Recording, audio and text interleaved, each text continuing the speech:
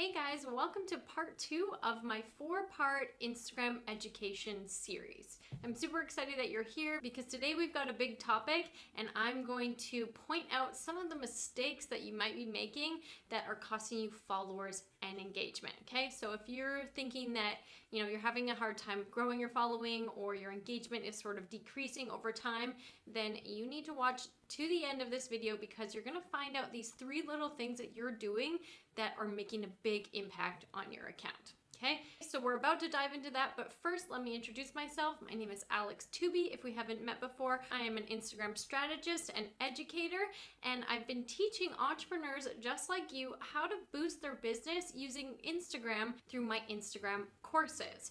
So again, in full transparency, this series is part of my launch for my new Instagram course that's coming out on May 3rd. It's called the Instagram Ivy League, and I'm going to tell you all about it on Friday, okay? If you're attending my workshop on Friday, we're going to talk about it there. I'm going to open the doors, and all of you can come and join me if you so please. I do want to remind you that that doesn't mean that this workshop is not going to be valuable to you. In fact, it's my #1 goal to offer you real, valuable, actionable advice that you can implement on your account today without any payment from me in return, okay? If you want to join the Instagram Ivy League when the doors are open, that is amazing. I'm more than excited to have you inside the course, but for now, I'm just gonna give away some free content so you guys can get to know me, my teaching style, and what I have to offer, okay?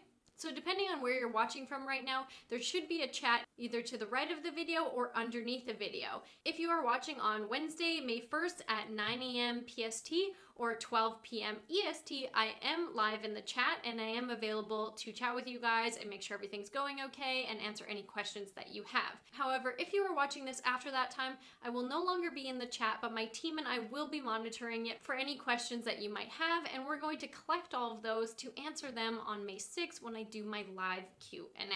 And last but not least, if at any point during this workshop you're enjoying the content that I'm sharing or you've learned something new, please take a photo of it and share it to your Instagram stories. I would absolutely love that and I'd be happy to reshare it on my stories too.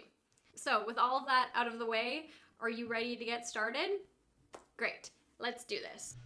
So today's lesson is 3 mistakes you're making that are costing you followers and engagement, okay? So I'm gonna break down 3 different mistakes that I see people making all of the time that have a big impact on their ability to gain followers and increase their engagement, okay? So if you're doing some of these things, do not feel bad, it's okay. All you need to do is take what I've shared with you today and implement it on your account, so going forward, you're no longer making these mistakes. So with so many different opinions, strategies, and free advice on the internet, it can be hard to determine exactly what you should and shouldn't be doing, okay?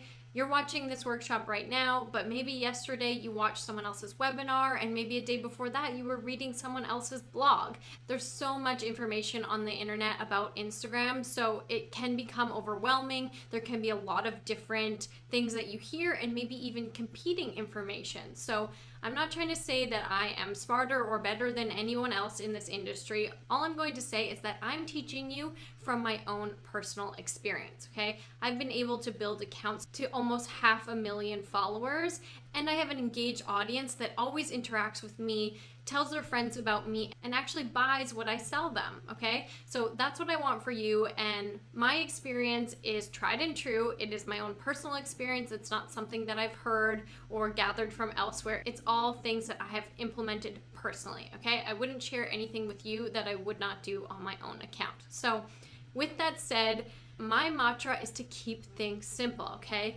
Because of all of the different information out there, we often overcomplicate things and miss the simple processes that deliver the biggest results, okay? So what I'm gonna teach you today are 3 simple changes that you can make to really see an improvement on your account, okay?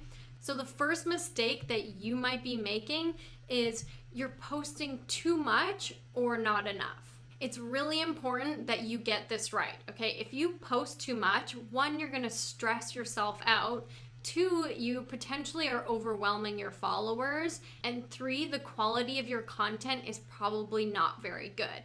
On the other hand, if you're not posting enough, your audience might forget who you are, and building up that relationship and that engagement is going to be much harder. So the first thing that I've realized with posting too much is that your posts can actually compete with each other if they're posted back to back, okay? So if you post at 1 p.m. and then you post again at 3 p.m., Instagram is going to see that 3 p.m. post and think this is the most relevant and new post by this person, so we're going to show that to their followers, meaning that the 1 p.m. post is no longer important to Instagram. They don't feel the need to show that to people anymore because it's not new anymore, okay? So I do not recommend posting multiple times a day. Instead, I recommend posting once per day at the time that the bulk of your audience is online. Okay, this is a topic we discussed in the last workshop, so if you need help with that, please make sure you go back and watch that. By posting once per day, you have a frequency that you can keep up with, okay? You can create quality content once per day for the foreseeable future. If you can't, you may want to consider once every other day. That's okay as well. What is really important here is that your frequency is consistent, okay? If you want to post multiple times a day, that's fine, but you need to be able to stick to it, okay? So I'm asking you right now, do you think you could post 3 times a day, every single day for the next 5 months? If not, then don't even start down that path. Don't start posting 5 times a day now only to not be able to keep up with it in a few days. Consistency is more important than quantity, okay? So I'd prefer if you stick to 1 post per day or once every other day. Now, if you're struggling to keep up with that consistency, then you may be in trouble as well, because posting too little causes your audience to forget about you and for the Instagram algorithm to think that you're not relevant, okay? If you haven't posted in 2 weeks and then you post, Instagram's going to say, okay, this person's back. But if after that you take a break for another 5 days or so and then you post again, Instagram's going to think, okay, this person is really erratic. We can't really tell if their content is quality and if it's worth showing to other people. So by not posting enough, you definitely damage your ability to get engagement and gain followers, and you may even lose followers because they might not remember who you are when you post, okay? So pick a frequency that works for you and that you can stick with consistently. Mistake number 2, not using hashtags correctly. Okay, hashtags are such a big element of every Instagram strategy. So first of all, if you're not using them at all, then you're making the biggest mistake. Okay, you need to be using hashtags. Now, if you are using them, there's a good chance that maybe you're not using them quite right, and that's causing you to not reach as many people, which in turn causes you to have lower engagement and your following isn't growing. So finding and choosing the hashtags that are going to work specifically for your account can be a little bit difficult. So I'm going to give you some guidelines. So you should be using 30 hashtags on every single post. Okay, I'm sure you've heard it before. Some people say, oh, that's too many, it's too spammy. Instead, you should use 5. But when you think about it, each hashtag offers exposure for your account. So why would you use 5 when you can use 30, okay? The more you use, the more exposure you're going to get. Of course, that depends on the hashtags that you choose, but that's why the next point is important. So you want to choose hashtags that have less than 500K posts associated with them, okay? So that means that when you search for a hashtag, you're going to see a post count next to it, and if it's more than 500K, it's much too popular. Okay, the problem with super popular hashtags is that they have content added to them all the time. And when you add your post, it's just going to get pushed down further and further and further every minute. Okay, so instead of using really popular hashtags because you think that's where all the engagement comes from, you need to use hashtags that are busy but not popular. So I think 500K or less is the sweet spot for most average accounts. You also need to be using hashtags that describe your account as a whole. So a big mistake that I see is that people tend to choose hashtags that describe the actual content of their photo.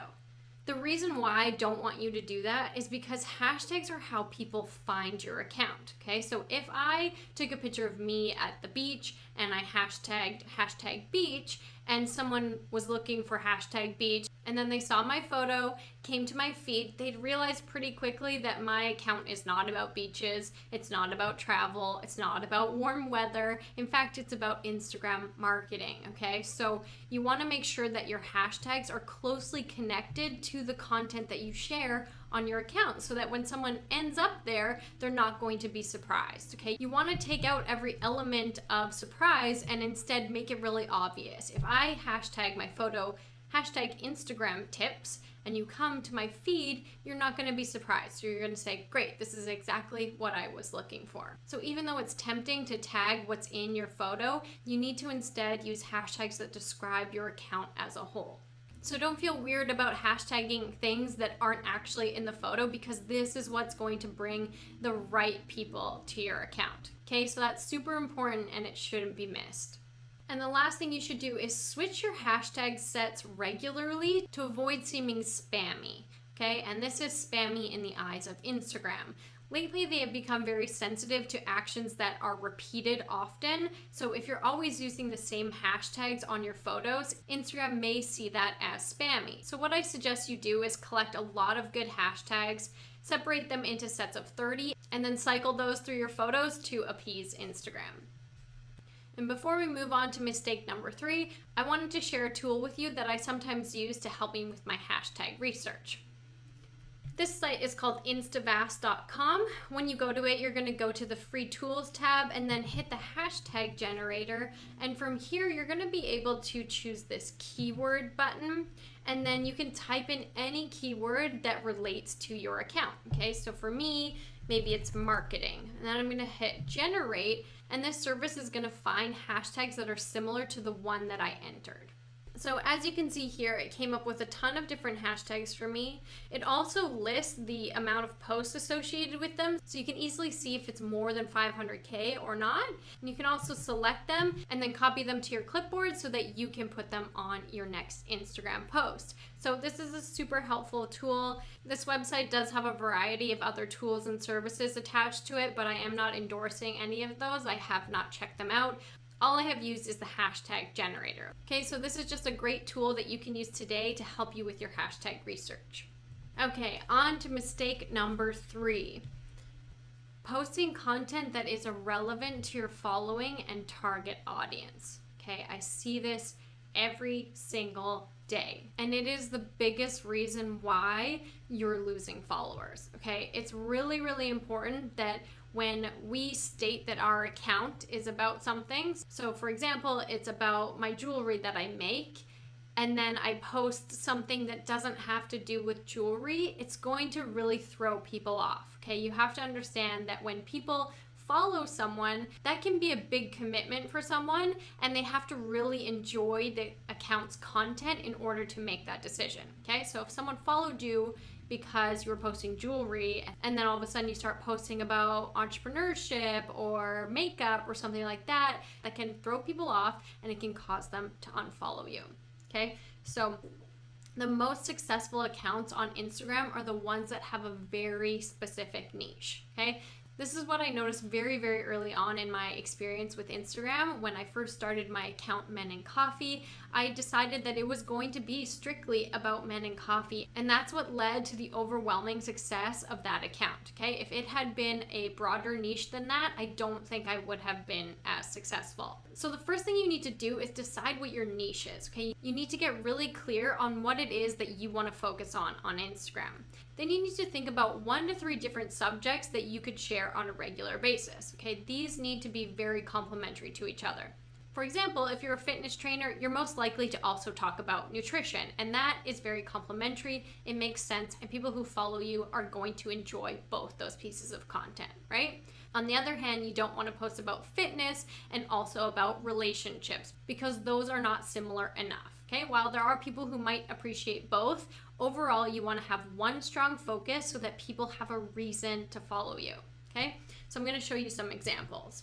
So the first example I have here is an account called The Avocado Show, and this is actually an account for a restaurant that specializes in serving dishes with avocado, okay? So not only have they taken this idea of being super niche and super focused on Instagram, they have also taken it to their entire business, okay? They are the place that you go if you want to eat avocado-based dishes. So as you can see here, their feed has avocado in every single post.